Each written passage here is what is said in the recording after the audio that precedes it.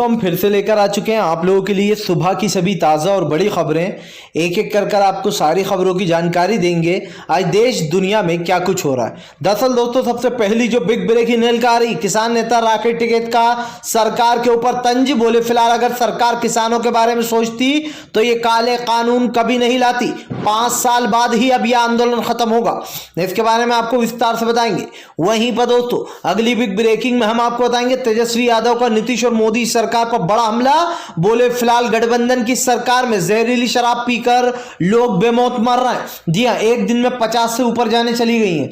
इसके बारे में भी आपको विस्तार से बताएंगे। वहीं पर दोस्तों केजरीवाल का भारतीय जनता पार्टी के ऊपर बड़ा हमला।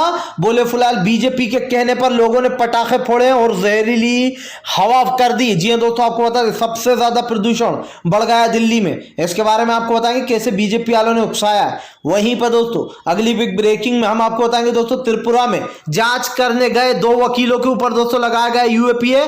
अब वकीलों को परेशान किया जा रहा है। इसके बारे में भी आपको विस्तार से बताएंगे। वहीं पर दोस्तों अगली बिग ब्रेकिंग में हम आपको बताएंगे दोस्तों अंबानी का नया प्लान, यूके भागने की तैयारी। जी हां दोस्तों, और लोगों की तरह जितने लोगों ने अब भारत को छोड़ा, अब उसमें अंबानी का नाम भी सामने आ रहा है। इसके बारे में भी आपको विस्तार से बताएंगे। वहीं पर दोस्तों अगली बिग ब्रेकिंग में हम आपको बताएंगे नीतीश बोले अगर इस तरीके की चीजें का सेवन करोगे तो जान तो जाएगी। लोगों ने लिए नीतीश के जम के मजे। इसके बारे में भी आपको विस्तार से बताएंगे। वहीं पर दोस्तों अगली बिग ब्रेकिंग में हम आपको बताएंगे दोस्तों राहुल गांधी का केंद्र सरकार के ऊपर बड़ा हमला। बोले फिलहाल धर्म और जात के नाम पर लोगों को बांटना बंद करो। इसके बारे में भी आपको विस्तार से बताएंगे। वहीं पर दोस्तों सोनू सूद बन सकते हैं दोस्तों पंजाब के सीएम का चेहरा। जी हां, दरअसल कैप्टन अमरिंदर सिंह से मुलाकात की है सोनू सूद ने।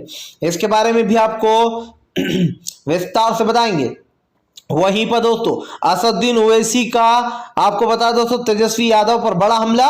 बोले फिलहाल अब तो हम नहीं थे, अब क्यों चुनाव हार गए। इसके बारे में भी आपको विस्तार से बताएंगे।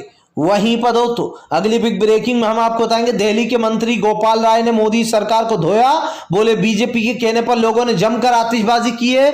बीजेपी वालों ने ट्वीट कर कर लोगों को उकसाया। इसके बारे में भी आपको विस्तार से बताएंगे। वहीं पर दोस्तों अगली बिग ब्रेकिंग में हम आपको बताएंगे दोस्तों कांग्रेस की, जी हां दोस्तों, कांग्रेस की चुनावी रणनीति से बौखलाई भारतीय जनता पार्टी पूरी तरीके से फेल। इसके बारे में भी आपको विस्तार से बताएंगे।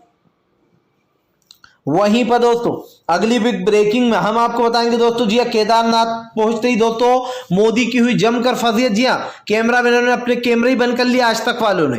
इसके बारे में भी आपको विस्तार से बताएंगे। वहीं पर दोस्तों अगली बिग ब्रेकिंग में हम आपको बताएंगे प्रियंका गांधी का मोदी सरकार के ऊपर बड़ा हमला। बोले फिलहाल हमारे डर से, जी हां, हमारे विपक्ष और जनता के डर से पेट्रोल के दाम कम किए गए। डरपोक सरकार है, लेकिन भूलना मत के चुनाव में हराना है बीजेपी को। जी हां, जनता से अपील कर डाली है। इसके बारे में भी आपको विस्तार से बताएंगे। तो सारी खबरें दोस्तों एक एक कर देंगे। फिलहाल खैर चलिए बढ़ते हैं सबसे पहली और सबसे बड़ी खबर की ओर। दरअसल दोस्तों आपको बता दें किसान नेता राकेश टिकैत की सरकार को बड़ी चेतावनी। बोले फिलहाल किसान ठंड में भी बैठेगा, गर्मी में भी बैठेगा और अंत तक बैठा रहेगा। राकेश टिकैत ने कहा कि किसान इससे पहले भी यहीं पर बैठा हुआ था। जी हां, राकेश टिकैत ने बताया कि किसान अपने आंदोलन को अंत तक लेकर जाएगा। यह आंदोलन तभी खत्म होगा जब तीनों कृषि कानून रद्द होंगे। राकेश टिकैत ने बताया उनका प्लान। किसान नेता राकेश टिकैत का कहना है कि वो इस आंदोलन को 2024 के बाद खत्म कर देंगे। राकेश टिकैत ने कहा कि 2024 में भारतीय जनता पार्टी की सत्ता पलट जाएगी और उसके बाद जो यहाँ पर नई सरकार आएगी। राकेश टिकैत ने कहा कि जैसे ही नई सरकार आएगी तो नई सरकार इस काले कानून को रद्द करेगी और कृषि कानूनों को रद्द करने के बाद ही किसान यहां से उठेगा। राकेश टिकैत ने कहा कि हालिया सरकार से अब कोई उम्मीद नहीं बची है क्योंकि किसान और सरकार के बीच में बात नहीं बनती हुई नजर आ रही है। किसान नेता राकेश टिकैत ने बताया है कि सरकार और किसानों के बीच की बात जो है वो बन नहीं पा रही है, इसीलिए किसान जो है यहाँ पर अपने मुद्दों को लेकर जो है सीधे सीधे सरकार से भिड़ रहा है। आपको बताता चलूं दोस्तों इस वक्त किसानों ने साफ कर दिया है कि फिलहाल वो किसी भी तरीके से इस आंदोलन को खत्म कर देना चाहते हैं जब ये काले कानून रद्द हो जाएंगे। राकेश टिकैत ने कहा कि किसान 1 साल से यहाँ पर बैठा है, किसान को भी यहाँ बैठकर अच्छा नहीं लग रहा है, लेकिन सरकार की समझ में ये बात नहीं आ रही है। राकेश टिकैत ने कहा कि अगर सरकार ये बात नहीं समझ सकती तो फिर किसान भी ये बातें नहीं समझेगा। दोस्तों सीधी सी बात है, किसान नेता राकेश टिकैत सरकार को कई बार समझाने की कोशिश की है, लेकिन शायद दोस्तों सरकार समझ नहीं पाती, या फिर सरकार के पास दोस्तों उतना दिमाग नहीं है। ये साफ है दोस्तों कि फिलहाल सरकार और किसानों के बीच में बात बनने वाली नहीं है। इसीलिए राकेश टिकैत ने 2024 का जिक्र करते हुए साफ कहा है कि अभी 2 साल किसान और यहीं पर बैठेगा, यानी कि दोस्तों 2022 लगभग आने ही वाला है, 2 साल और बैठेगा। उसके बाद राकेश टिकैत ने कहा कि वो सत्ता का परिवर्तन करके ही यहाँ से जाएगा। फिलहाल खैर चलिए हम बढ़ते हैं दोस्तों एक और अगली बिग ब्रेकिंग की तरफ। बता दोस्तों अगली जो बड़ी खबर निकल कर आ रही, राहुल गांधी का केंद्र सरकार के ऊपर बड़ा हमला। बोले धर्म और जात के नाम पर लोगों को बांटना बंद करो, ये भारत है और उसको भारत ही रहने दो। जी हाँ, दरअसल दोस्तों राहुल गांधी ने एक बार फिर से मोदी सरकार को घेर लिया है।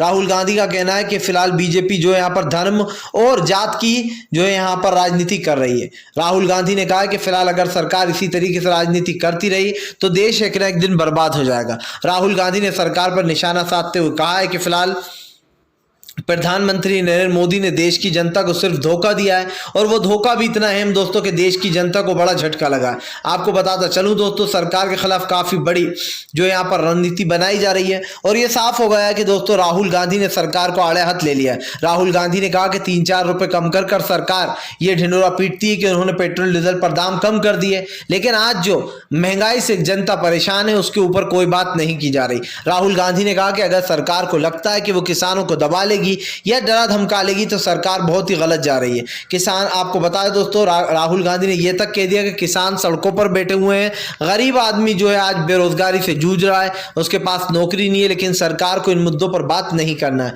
राहुल गांधी ने साफ कहा कि अगर सरकार इन मुद्दों पर बात नहीं करेगी तो इस देश की जनता भी सवाल उठाएगी। राहुल गांधी ने कहा है कि फिलहाल सरकार जानबूझकर धर्म की राजनीति कर रही है, हिंदू मुसलमान कर रही है, जो हमारे भारत में कभी नहीं हुआ इससे पहले। दोस्तों साफ दिखाई दे रहा है कि आज सिर्फ बात राहुल गांधी की नहीं है दोस्तों, ना ही बात 1-2 लोगों की है, ये बात है दोस्तों पूरे देश की, पूरी कौम की। जी आज जिस तरीके से दोस्तों हमारे देश में हिंदू मुसलमान किया जा रहा है, खास कर दोस्तों मुसलमानों को अलग किया जा रहा है, हिंदू भाइयों को अलग किया जा रहा है, और ये सब राजनीति के लिए किया जा रहा है। यानी कि ओवैसी को मुस्लिमों के पीछे छोड़ दो और हिंदू भाइयों के पीछे बीजेपी लग जाएगी। ये 2 हिस्से कर देना चाहते हैं दोस्तों भारत के भी। जैसे आपको याद ही हो किस तरीके से हमारे भारत और पाकिस्तान का 2 हिस्से हुए थे, जिन्ना ने कैसे हलतोड़ा था। लेकिन सवाल यही है दोस्तों कि फिलहाल इन बातों पर सरकार गौर नहीं देगी जो आज देश में हिंसाएं फैल रही हैं। फिलहाल खैर चलिए हम बढ़ते हैं दोस्तों और अगली बिग ब्रेकिंग की तरफ। बता दोस्तों अगली जो बड़ी खबर निकल कर आ रही, तेजस्वी यादव का नीतीश के ऊपर बड़ा हमला। बोले एक दिन में जहरीली शराब से गई 50 लोगों की जान। दरअसल दोस्तों तेजस्वी यादव ने मोदी सरकार के लिए मोर्चा खोल दिया। आपको बताता चलूं तेजस्वी यादव ने कहा है कि बिहार में गठबंधन की सरकार है, डबल इंजन सरकार है, लेकिन उसके बाद भी बिहार में जबरदस्त तरीके से नकली शराब का व्यापार हो रहा है। तेजस्वी यादव ने कहा कि सरकार को पता है कि नकली शराब का व्यापार हो रहा है, लेकिन सरकार फिर भी चुपचाप बैठी हुई है। तेजस्वी यादव ने सरकार के ऊपर सवाल उठाते हुए कहा है कि सरकार इन मुद्दों पर बात नहीं करना चाहती क्योंकि सरकार की अनुमति से ही ये शराब बेची जा रही है। वहीं दूसरी तरफ दोस्तों आपको बता दें तेजस्वी यादव ने यह भी कहा कि नीतीश के राज में ये सब कुछ हो रहा है और नीतीश के अंडर में हो रहा है। आपको बताता चलूं दोस्तों इस वक्त जिस तरीके से लगातार एक के बाद एक दोस्तों शराब को लेकर लोगों का जो दिमाग गुस्साया है, इससे ये चीज साफ दिखाई देती है दोस्तों कि फिलहाल सरकार के खिलाफ लोगों ने मोर्चा खोल दिया। और ये सरकार जो हिंदू मुसलमान पर उतर आई है दोस्तों, जो हिंदू मुस्लिम की राजनीति कर रही है, इस सरकार को भारी पड़ेगा। भले ही नीतीश की डबल इंजन सरकार हो दोस्तों बिहार में, लेकिन ये चीज तो साफ हो जाती है कि आज बिहार की हालत बद से बदतर हो चुकी है। और इन मुद्दों पर दोस्तों अगर सरकार बात नहीं करेगी तो फिर कौन करेगा? नीतीश जो है वो हाथ खड़े कर रहे हैं। फिलहाल खैर चलिए हम बढ़ते हैं दोस्तों और अगली बिग ब्रेकिंग की तरफ। बता दोस्तों अगली जो बड़ी खबर निकल कर आ रही, जी दरअसल दोस्तों आपको बता दें त्रिपुरा में हुई हिंसा पर जिन वकीलों की दोस्तों आपको बता दें जांच बैठी थी, यानी कि जो वकील दोस्तों सुप्रीम कोर्ट से जांच करने गए थे, अब उन वकीलों पर ही जो है यहाँ पर डंडा चलाया जा रहा है। तो आपको बता दोस्तों 2 वकील के ऊपर यूएपीए लगा दिया गया। दरअसल दोस्तों आपको बता दें त्रिपुरा की हिंसा को लेकर अब जो यहाँ पर सुप्रीम कोर्ट के कुछ जो वरिष्ठ जज है दोस्तों वो वहां पर पहुंचे हैं वहां का मुआयना करने। लेकिन उससे पहले ही दोस्तों आपको बता दें सुप्रीम कोर्ट के जजों पर गाज गिर गई है। 2 जजों के ऊपर दोस्तों, सॉरी जज बोल रहा हूं दोस्तों, के सुप्रीम कोर्ट के जो वकील हैं उनके ऊपर गाज गिर गई है। दरअसल दोस्तों सुप्रीम कोर्ट के 2 वकील के ऊपर यूएपीए लगा दिया गया। अब दोस्तों वकीलों को परेशान किया जा रहा है। समझिए दोस्तों, यूएपीए लगाकर वकीलों को अंदर डाल दिया गया। सवाल यह उठता है दोस्तों कि भारतीय जनता पार्टी जिस तरीके से लोगों की आवाज दबाने की कोशिश कर रही है, उनके ऊपर यूएपीए लगा रही है, इससे सरकार करना क्या चाहती है? तो पहले तो बीजेपी की सरकार ने यह कह दिया कि त्रिपुरा में हिंसा हुई नहीं है। जब इनकी पोल खुलने लगी, धीरे धीरे कर वीडियो सामने आने लगे, तो वहां के कमिश्नर ने यह मान लिया कि हाँ भैया यहां पर जो है हिंसा हुई है और इस हिंसा में कई लोग मारे भी गए। अब दोस्तों सवाल यही उठता है कि भारतीय जनता पार्टी के ऊपर कई सवाल खड़े हो रहे हैं, लेकिन सरकार इन मुद्दों पर बिल्कुल भी बात नहीं कर रही है। त्रिपुरा की हिंसा को दोस्तों भुलाया नहीं जा सकता है। एक धार्मिक स्थल को निशाना बनाना, मस्जिद में तोड़फोड़ करना और वहां की दोस्तों रखे हुए जो दीन और ईमान की जो चीजें होती हैं मुस्लिम भाइयों की, उनको जला देना ये सरासर गलत है। और इस चीज को लेकर दोस्तों अब बवाल मच गया है, क्योंकि त्रिपुरा को लेकर आपको बता दोस्तों संयुक्त राष्ट्र ने भी मोर्चा खोल दिया, यूएन ने भी कई बड़े सवाल दाग दिए भाजपा के ऊपर। तो ये साफ दिखाई दे रहा है कि बीजेपी की जो सरकार है वो पूरी तरीके से दोस्तों फेल हो चुकी है फिलहाल। खैर चलिए हम बढ़ते हैं दोस्तों एक और अगली बिग ब्रेकिंग की तरफ। बता दोस्तों अगली जो बड़ी खबर निकल कर आ रही, जी दरअसल दोस्तों आपको बता दें पंजाब का चेहरा बन सकते हैं सोनू सूद। जी दोस्तों आपने लिया बड़ा फैसला। दरअसल दोस्तों आपको बता दें इन दिनों जो यहाँ पर पंजाब की राजनीति गर्मा गई है। एक तरफ केजरीवाल ने पंजाब की जनता से बड़े बड़े दावे कर दिए हैं, तो वहीं दूसरी तरफ दोस्तों अब बड़ी न्यूज निकल कर सामने आ गई है कि पंजाब के सीएम का चेहरा हो सकते हैं सोनू सूद। दरअसल दोस्तों आपको बता दें पंजाब के लिए सीएम का चेहरा ढूंढ रही है आप, लेकिन दोस्तों बताया जा रहा है कि फिलहाल सोनू सूद को जो यहाँ पर पंजाब का सीएम का चेहरा बनाया जा सकता है। लेकिन दोस्तों पंजाब में सोनू सूद की इतनी फैन फॉलोइंग नहीं है। हालांकि सोनू सूद की दोस्तों फैन फॉलोइंग अच्छी है, क्योंकि उन्होंने काफी लोगों की मदद की है और इसको हम अप्रिशिएट करते हैं कि सरकार से अच्छा काम सोनू सूद ने किया।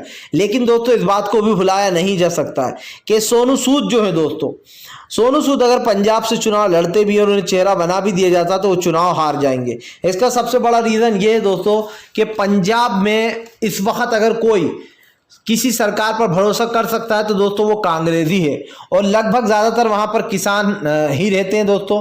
तो पंजाब के लोगों का जो वोट जाता वो दिखाई दे रहा है दोस्तों, कांग्रेस को ही जाता वो दिखाई दे रहा है। इसका सबसे बड़ा रीजन ये भी है दोस्तों कि पंजाब की जनता जो है वो कांग्रेस को चुनना चाहती है, और वो कृषि कानून का मुद्दा भी राहुल गांधी ने उठाया था, इसलिए इस मुद्दे को बढ़ाया जा रहा है फिलहाल।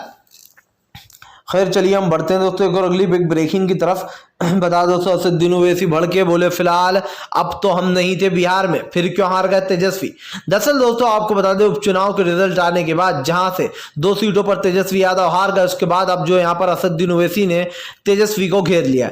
असदुद्दीन ओवैसी का कहना है कि लोग हमें वोट कटवा कहते हैं, लोग हमसे कहते हैं कि हमने सामने वाले के वोट काट लिए, लेकिन जरा हमें यह बताएं कि अब की बार बिहार में कौन था। अब की बार तो हमने चुनाव भी नहीं लड़ा, फिर आखिरकार तेजस्वी यादव कैसे हार गए। दरअसल दोस्तों असदुद्दीन ओवैसी लोगों को यह बताने की कोशिश कर रहे हैं कि उनके होने या ना होने से कोई फर्क नहीं पड़ता, जिसको वोट मिलना है उसको मिलेगा, जिसको नहीं मिलना उसको नहीं मिलेगा। और एक तरीके से देखा जाए दोस्तों तो बात सही है, लेकिन ओवैसी साहब ये क्यों भूल रहे हैं कि उनके विवादित बयान बीजेपी को फुल सपोर्ट दिलवाते हैं, और जब ओवैसी चुनाव लड़ते हैं दोस्तों तो वोट बढ़ जाते हैं। हम ये नहीं कहते दोस्तों कि असदुद्दीन ओवैसी को चुनाव नहीं लड़ना चाहिए, लड़ना चाहिए दोस्तों, सबका हक है, सबका हक है कि वो अपनी अपनी किस्मत आजमाए। लेकिन असदुद्दीन ओवैसी साहब के जो बयान होते हैं दोस्तों वो हिंदू मुसलमान पैदा कर देते हैं चुनाव में, और इसका फायदा उठाती है बीजेपी।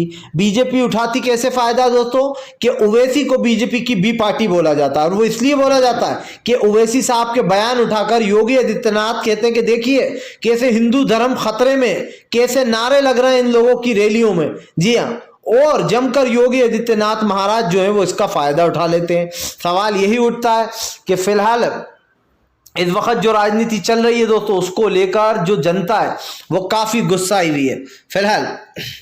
खैर चलिए हम बढ़ते हैं दोस्तों एक और अगली बिग ब्रेकिंग की तरफ। बता दोस्तों अगली जो बड़ी खबर निकल कर आ रही है, जी हाँ दोस्तों आपको बता केजरीवाल आपने लगाया मोदी पर गंभीर आरोप, खोल दी मोदी सरकार की पोल। दरअसल दोस्तों आपको बता दिल्ली में प्रदूषण जो यहाँ पर बहुत ज्यादा हो गया है दोस्तों, और जहरीली हवा जो है वो जहरीली हो चुकी है। जी हाँ दोस्तों, और ये मैं क्यों बोल रहा हूँ, ये रिपोर्ट आने के बाद बोल रहा हूँ, दिल्ली के जो प्रदूषण की रिपोर्ट है। अब दोस्तों जिस तरीके से दोस्तों बम पटाखे फोड़े गए, केजरीवाल और आम आदमी पार्टी का ये कहना है कि फिलहाल ये सब कुछ बीजेपी के कहने पर हुआ है। दोस्तों आप सोचेंगे केजरीवाल ऐसा कैसे बोल सकते हैं कि ये सब कुछ बीजेपी के कहने पर हुआ है और बम बीजेपी के कहने पर फोड़े गए। दो बातें दोस्तों, पहला तो यह कि गोदी मीडिया ने भी यही ट्वीट किया है और कुछ अंधभक्तों ने तो ऐसा ट्वीट किया जिसे देखकर आप अपना सर फोड़ लेंगे दीवार से या सोचेंगे कि कितने बड़े बड़े बेवकूफ इस दुनिया में पड़े हुए हैं। जी हाँ, सबसे पहली बात दोस्तों, बीजेपी नेता लिखते हैं कि खूब बम पटाखे फोड़ो, इससे कोरोना दूर भागेगा। समझिए दोस्तों, खूब बम पटाखे फोड़ो, बीजेपी के नेताओं का कहना है इससे कोरोना दूर भाग जाएगा। ये तो हुआ पहला बेवकूफाना दोस्तों बयान। दूसरा दोस्तों, तिहाड़ी पत्रकार दीपक चौरसिया। जी हाँ दोस्तों, ये वो नाम है दोस्तों जो मोदी सरकार की भक्ति में लीन रहता है, जो मोदी सरकार की गलत चीजों को सही बताता है और जो जमकर सरकार और भाजपा की दलाली कर रहा है। अब दोस्तों दीपक चौरसिया का जब नाम सामने आया है तो उनका मामला भी मैं बता देना चाहता हूं। दीपक चौरसिया ने दोस्तों लिखा, खूब दिवाली मनाओ, खूब बम पटाखे फोड़ो, क्योंकि जब तुम लोग खूब बम पटाखे फोड़ोगे तभी कोरोना भागेगा। अब आप सोचिए दोस्तों, यानी कि बीजेपी के लोग और एक समझदार कह सकते हैं दोस्तों, हालांकि मोदी भक्त है लेकिन पढ़ा लिखा तो होगा ना क्योंकि पत्रकार है, एक पढ़ा लिखा इंसान दोस्तों अनपढ़ और जाहिलों जैसी बात कर रहा है कि खूब बम पटाखे फोड़ो, खूब बम फोड़ो, इससे कोरोना दूर भाग जाएगा। वाह भाई, ये कौन सा इंसान है दोस्तों जो प्रदूषण फैलाने की लोगों को सलाहें दे रहा है। दोस्तों हम ऐसा नहीं कहते कि बम मत फोड़ो, फोड़ो ठीक है, अगर आपका दिल करता है तो फोड़ो, लेकिन दोस्तों बहुत कम मात्रा में, एक आध दो फोड़ दिए। लेकिन जिस तरीके से दिल्ली के हालात हुए दोस्तों, इसको लेकर आम आदमी पार्टी ने बीजेपी पर आरोप लगाया है और आम आदमी पार्टी, केजरीवाल का साफ कहना है, बीजेपी के मंत्री का, कि फिलहाल बीजेपी ने, जी हाँ आपके मंत्री का साफ कहना है कि बीजेपी ने ये जानबूझकर करवाया ताकि दिल्ली में प्रदूषण फैले और लोगों के ऊपर जो यहाँ पर सवाल उठे। आपको बताता चलूं दोस्तों, ये साफ हो जाता है कि फिलहाल बीजेपी जानबूझकर ऐसी चीजें करवाती है ताकि लोगों की जो यहाँ पर दोस्तों दिल्ली सरकार की आलोचना हो और भाजपा को इसका फायदा मिले आने वाले समय में, ताकि भाजपा चुनाव जीत जाए। लेकिन दोस्तों साफ दिखाई दे रहा है कि फिलहाल केजरीवाल से पूरी तरीके से बौखला चुकी है सरकार फिलहाल। खैर चलिए हम बढ़ते हैं दोस्तों एक और अगली बिग ब्रेकिंग की तरफ। बता दोस्तों अगली जो बड़ी खबर निकल कर आ रही है, अंबानी भी जाएंगे दोस्तों और बिजनेसमैन की तरह देश से बाहर, ये है नया प्लान। दरअसल दोस्तों आपको बताया जा रहा है कि अब अंबानी भी देश छोड़ के यूके सेटल होने वाले। लोगों ने कहा कि फिलहाल चलो काला पोटले का माल अब सफेद करने में लगेंगे अंबानी। दरअसल दोस्तों जिस तरीके से नीरज अंबानी और भी कई बड़े बड़े नाम ऐसे दोस्तों, नीरज मोदी, जो लोग पैसा लेकर हवा हवाई हो गए और जिसको हमारे इंडिया की सरकार ढूंढती रह गई लेकिन वो लोग चंपत हो गए। अब दोस्तों उसमें एक और नाम शामिल होता हुआ नजर आ रहा है। आपको बताता चलूं दोस्तों, यहाँ पर ये नाम जो है, ये नाम किसी और का नहीं दोस्तों, बल्कि ये नाम है, जी हाँ दोस्तों, अंबानी का। अब बताया जा रहा है दोस्तों मुकेश अंबानी भी बहुत जल्दी यूके सेटल होने वाले। लोगों ने जमकर खदेड़ दिया, बोले फिलहाल बीजेपी की यही रणनीति रहती है, पहले तो इन लोगों को जमकर कमवाओ और उसके बाद देश से इनको बाहर भेज दो ताकि इनको कोई पकड़ ही ना पाए। अब आप समझिए दोस्तों, इस वक्त अगर आप अंबानी की दोस्तों इनकम देखने जाएंगे तो आपके होश उड़ जाएंगे, आप सोच में पड़ जाएंगे कि फिलहाल ये सब कुछ अंबानी कर क्या रहा है। क्योंकि दोस्तों अंबानी की इनकम इस तरीके से बढ़ती जा रही है जिसको देखकर देश की जनता भी हैरान है। जी हाँ, कि फिलहाल हो क्या रहा है भैया ये फिलहाल। खैर चलिए हम बढ़ते हैं दोस्तों एक और अगली बिग ब्रेकिंग की तरफ। बता दोस्तों अगली जो बड़ी खबर निकल कर आ रही है, दरअसल दोस्तों आपको बता दें भारतीय जनता पार्टी को लगा बड़ा झटका दोस्तों। अब जबरदस्त तरीके से मोदी सरकार को लगेगा एक और झटका। दरअसल दोस्तों प्रियंका गांधी ने केंद्र सरकार पर निशाना साध दिया। प्रियंका गांधी का कहना है कि मोदी सरकार ने पेट्रोल के दाम सिर्फ इसीलिए कम किए हैं क्योंकि जनता ने भारतीय जनता पार्टी को जगह जगह से हरा दिया चुनाव में। जी हाँ दोस्तों, चाहे तमिलनाडु हो दोस्तों, कर्नाटक हो, आंध्र प्रदेश हो दोस्तों, या फिर दोस्तों आपको बता दें राजस्थान हो, हर जगह से दोस्तों, हिमाचल प्रदेश के साथ साथ 4 राज्यों में बीजेपी का सुपड़ा साफ हो गया है। और ये साफ है दोस्तों कि इस वक्त जनता ने मन बना लिया है कि वो बीजेपी को सत्ता से बाहर उठाकर फेंकेगी। यही कारण है जो प्रियंका गांधी ने एक ट्वीट करते हुए लिखा कि ये कपटी सरकार ने जनता और विपक्ष के डर से पेट्रोल के ऊपर 5 रुपए कम किए हैं और ये सरकार की सोची समझी चाल है। प्रियंका गांधी ने कहा कि आप लोगों को भूलना नहीं है, वोट देते वक्त बीजेपी को वोट की चोट देना है और बीजेपी को बिल्कुल भी इन लोगों को वोट नहीं देना है जो लोगों ने देश में महंगाई का स्तर बढ़ा दिया। उत्तर प्रदेश के चुनाव को लेकर दोस्तों सियासत गर्म हो चुकी है। कौन किस कर्मठ बैठेगा, कौन सी बाजी मार ले जाएगा किस वक्त, ये कोई नहीं बता सकता है। इसीलिए दोस्तों अब भाजपा की मुश्किलें बढ़ चुकी हैं और सियासत तेज हो चुकी है। फिलहाल अगर आप भी शांतिपूर्ण ढंग से पीएम की सभी गलत नीतियों का विरोध करते हो और आप मानते हो कि सरकार बस एक तानाशाह सरकार है, इसको तत्काल में अपना इस्तीफा देना चाहिए, तो इस वीडियो को दोस्तों ज्यादा से ज्यादा शेयर कीजिए, लाइक कीजिए और अगर आप हमारे चैनल पर पहली बार आए तो सब्सक्राइब करने के साथ साथ पास में एक घंटी आएगी यानी कि बेल आइकन, उसको जरूर दबा दें ताकि